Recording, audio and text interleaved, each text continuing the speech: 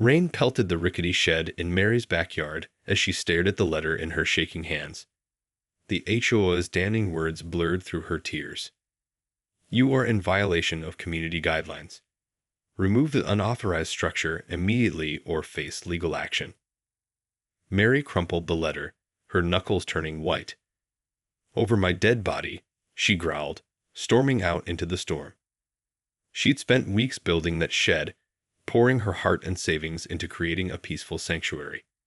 It was her haven, her escape from the petty neighborhood drama that had consumed her life. And now the HOA wanted to take it all away. Mary gripped the worn wooden frame, rain soaking her clothes. She wouldn't let them win. This was her property, her home.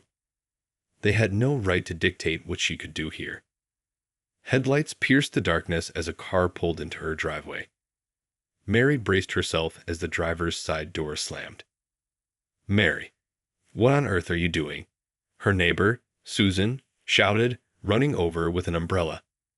You're going to catch your death out here. They can't do this, Susan, Mary said, her voice shaking. The HOA is trying to make me tear down my shed. Susan's eyes widened. But you put so much work into that. You love that place. I know, Mary cried, and I'm not going to let them take it away from me. Susan placed a hand on Mary's arm, her brow creased with concern. Mary, you can't fight the HOA. You know how ruthless they can be. Please just take it down before they sue you. Mary pulled away, her jaw set with determination. No, this is my home, and that shed is mine to do with as I please. If they want to fight, then that's what they're going to get. She turned and marched back toward the shed, leaving Susan standing in the rain, helpless to stop her. The next morning, Mary woke early and headed out to the shed. As she approached, she paused, her breath catching in her throat. Bright orange tags had been plastered all over the weathered wood, Stop Warkey orders from the HOA. Mary's fingers curled into fists as she ripped them off, one by one. This isn't over, she muttered, unlocking the door and stepping inside. The cozy space felt like a sanctuary, a world away from the petty squabbles of the neighborhood. Mary ran her hands along the shelves she'd built, the memories of long hours spent sanding and painting flooding back. She wouldn't give this up without a fight. Steeling her resolve, Mary grabbed her tools and got to work. If the HOA wanted a battle, she'd give them one. Over the next few days, Mary spent every waking hour in the shed, reinforcing the structure, soundproofing the walls, and adding intricate details. She transformed it from a simple storage space into a lush, serene oasis, a private refuge from the chaos outside. As she toiled away, the HOA's threats continued to arrive, each one more ominous than the last. But Mary refused to be intimidated. This was her sanctuary, her haven, and she would defend it with everything she had. One afternoon, as Mary was hammering the final touches on her project, a shadow fell across the doorway. She turned to find Susan standing there, her arms crossed and a somber expression on her face. Mary, you can't keep doing this, Susan said, her voice laced with concern. The HOA is serious. They're talking about taking you to court. Mary straightened up, wiping the sweat from her brow. I don't care, Susan. This is my home, and I have every right to do what I want with it. But what if they win? Susan pressed. You could lose everything. Mary's jaw tightened. Then I'll deal with that when the time comes. Right now, I'm focused on making this place exactly how I want it. Susan shook her head, a touch of sadness in her eyes. I just hope you know what you're getting yourself into, Mary. This isn't going to end well. With that, she turned and walked away, leaving Mary alone in her meticulously crafted sanctuary, the weight of the impending battle heavy on her shoulders. The next morning, a familiar black SUV pulled into Mary's driveway. Her heart raced as the car door slammed, and she watched through the window as the HOA president, Karen, stormed up to her front door. Mary steeled herself and opened the door before Karen could even knock. Mrs. Wilkins, Karen said, her voice dripping with false sweetness. I see you've ignored our repeated warnings. Mary crossed her arms defiantly. This is my property, Karen. I have every right to do what I want with it. Karen's eyes narrowed. That may be, but the HOA guidelines clearly state that any unauthorized structures must be removed. You're in violation, and I'm here to give you one last chance to comply before we take legal action. Legal action? Mary scoffed. You can't be serious. This is my home, and that shed is mine to do with as I please. Actually, it's not that simple, Karen said, her saccharine tone hardening. As the president of the HOA, I have the authority to enforce our community standards. And if you refuse to cooperate, we'll have no choice but to seek an injunction through the courts. Mary felt her blood boiling. So, what, you're going to try and force me to tear down my own property? If that's what it takes, Karen replied, her eyes glinting with triumph. Look, Mary, I know you've put a lot of work into that little shed of yours. But the rules are the rules, and you're making it very difficult for the rest of us. The rest of you? Mary spat. Since when do a bunch of busybodies get to dictate what I do on my own land? Karen's smile tightened. Since you agreed to live in this community, Mrs. Wilkins, and if you're not willing to play by the rules, then perhaps you should consider finding a new place to live. With that, she turned on her heel and marched back to her car, leaving Mary standing in the doorway, her fists clenched in rage. This was far from over. That evening, Mary sat in her newly renovated shed, staring out at the rain-soaked yard. Her fingers traced the intricate carvings she'd etched into the walls, the peaceful tranquility of the space a stark contrast to the turmoil raging within her. She knew the HOA was serious, that they would stop at nothing to have their way. But the thought of surrendering her sanctuary, her hard-earned haven, was simply unacceptable.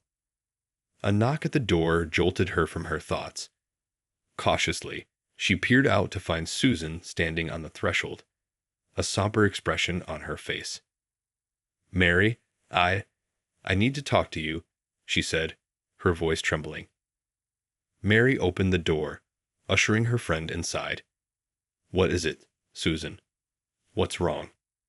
Susan wrung her hands, her gaze downcast. I'm so sorry, Mary. I didn't know what else to do. Mary felt a knot forming in the pit of her stomach. What are you talking about? I called the HOA, Susan confessed, her words barely above a whisper. I told them I was worried about you, that you were becoming obsessed with this shed of yours. Mary stared at her in stunned disbelief. You did what? Susan looked up, her eyes brimming with tears. I'm so sorry, Mary. I was just trying to help. I didn't want to see you lose everything because of this. Mary felt the world spinning around her. She trusted Susan, confided in her, and now... How could you do this to me? She cried, her voice cracking with anguish. This is my home, my sanctuary, and you betrayed me. Susan reached out, her hand trembling. Mary, please, I was only... Get out, Mary growled, her eyes blazing with fury. Get out of my shed and stay the hell away from me. Susan hesitated, her face etched with guilt and remorse. Mary, I said get out, Mary shouted, her hands shaking. With a final, sorrowful glance, Susan turned and hurried out of the shed, leaving Mary alone in her haven, the weight of betrayal crushing her heart. The next day, Mary awoke to the sound of a loud commotion outside. Pulling on a robe, she peered out the window to see a group of men in official-looking uniforms gathered around her shed, their voices raised in heated discussion. Her heart pounding, Mary rushed outside, confronting the intruders. What is the meaning of this? She demanded, her voice trembling with anger. One of the men, a burly individual wearing a code enforcement jacket, turned to face her. Ma'am, we've received a complaint about an unauthorized structure on your property, he said, his tone authoritative. We're here to inspect the building and determine if it needs to be removed. Mary felt the blood drain from her face. This is my property, and that shed is mine to do with as I please. You have no right to be here. The man's expression hardened. I'm afraid that's not the case, ma'am. The Homeowners Association has filed a formal complaint, and we're required to investigate. Mary's hands clenched into fists. The HOA has no business sticking their noses where they don't belong. This is my home, and that shed is my sanctuary. You're not going to take it away from me. The code enforcement officer's eyes narrowed. Ma'am, I'm going to have to ask you to step aside and let us do our job. If you refuse to cooperate, we'll have no choice but to involve the police. Mary's heart raced as she weighed her options. She knew confronting these men head-on would only make the situation worse, but the thought of letting them destroy her beloved sanctuary was simply too much to bear. Steeling her resolve, she stepped forward, her chin held high. I'm not going anywhere. This shed is mine, and I won't let you take it from me. The officer's expression darkened, and Mary braced herself for the inevitable conflict to come. The standoff between Mary and the code enforcement officers quickly escalated, the air thick with tension. Ma'am, I'm warning you. Step aside, or we'll have to take you into custody, the lead officer growled, his hand hovering near his belt. Mary refused to budge, her eyes blazing with defiance. You'll have to arrest me then. This shed is my home, and I won't let you destroy it. The officer's jaw tightened, and he turned to his colleagues. All right, let's do this by the book. Cuff her and take her in for obstruction. Two of the officers stepped forward, their hands on their holsters. Mary's heart pounded in her chest, but she refused to back down. As the officers approached, a familiar voice rang out. Wait, stop. Mary whirled around to see Susan rushing toward them, her face etched with panic. Please, you can't do this, Susan cried, placing herself between Mary and the officers. This is all just a misunderstanding. Mary, she's been using the shed as a prayer room. It's a sacred space for her. The officers paused, exchanging uncertain glances. A prayer room? The lead officer scoffed. That's not a valid exemption to our zoning laws. Susan clasped her hands, her eyes pleading. But it is. Mary, she's a deeply religious woman. This shed, it's her place of worship. You can't just tear it down. The officers hesitated, clearly unsure of how to proceed. Mary watched in stunned silence as Susan continued to plead her case, her words laced with desperation. Finally, the lead officer sighed, his shoulders sagging. All right, fine. We'll hold off on any enforcement action for now. But the HOA is still pursuing this through the courts, so you better get your ducks in a row, ma'am. With that, the officers retreated to their vehicles, leaving Mary and Susan alone in the yard, the tension still palpable in the air. As the code enforcement officers drove away, Mary turned to Susan, her eyes narrowed with suspicion. What was that all about? She demanded, her voice laced with mistrust. Susan's gaze dropped to the ground, her fingers twisting nervously. I didn't know what else to do, Mary. I couldn't just stand by and watch them take your shed away. Mary let out a humorless laugh. So you lied to them? Told them it was some kind of prayer room. Susan nodded, her cheeks flushing with shame. I know it was wrong, but I couldn't let them destroy something that meant so much to you. You've worked so hard on this place, and I. She trailed off, her eyes shining with unshed tears. Mary stared at her, a flicker of understanding dawning in her mind. You did this to help me, didn't you? Susan looked up, her expression a mix of guilt and relief. I know I betrayed your trust before, Mary. But I couldn't just let them take everything you've built. This shed, it's your sanctuary, and I couldn't bear to see it taken away from you. Mary felt the tension in her shoulders begin to ease. As much as she hated to admit it, Susan's actions, while misguided, had ultimately saved her beloved shed. Thank you, she said quietly, her voice thick with emotion. I don't know what else to say. Susan stepped forward, hesitantly placing a hand on Mary's arm. You don't have to say anything. I know I messed up before, and I'm so sorry.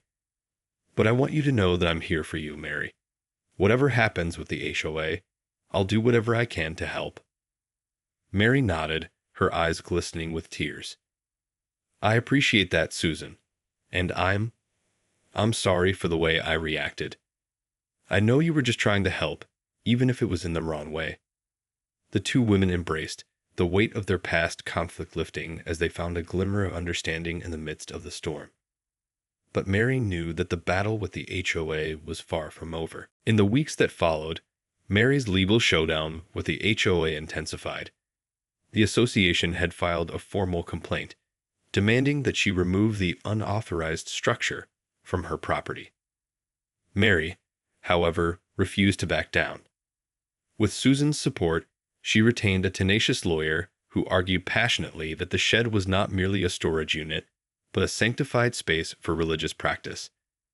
The HOA's attempts to have it demolished, they contended, were a violation of Mary's constitutional rights. The case dragged on, with both sides presenting their arguments before a judge. Mary's heart pounded with every courtroom appearance, her nerves frayed by the high-stakes legal battle. Finally, after weeks of tense deliberation, the judge delivered his ruling.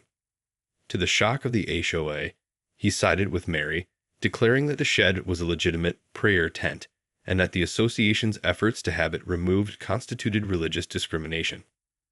As the gavel fell, Mary felt a wave of relief wash over her. She had won. Her sanctuary, her haven, was safe. Stepping out of the courthouse, Mary found Susan waiting for her, a broad smile on her face.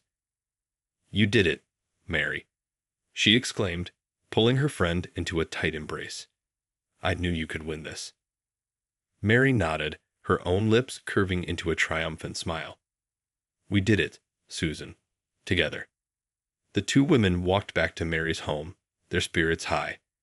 As they approached the shed, Mary paused, her gaze lingering on the intricate carvings and carefully tended details. This was her place of refuge, her sacred space. And no matter what the HOA or anyone else tried to do, she would fight to protect it.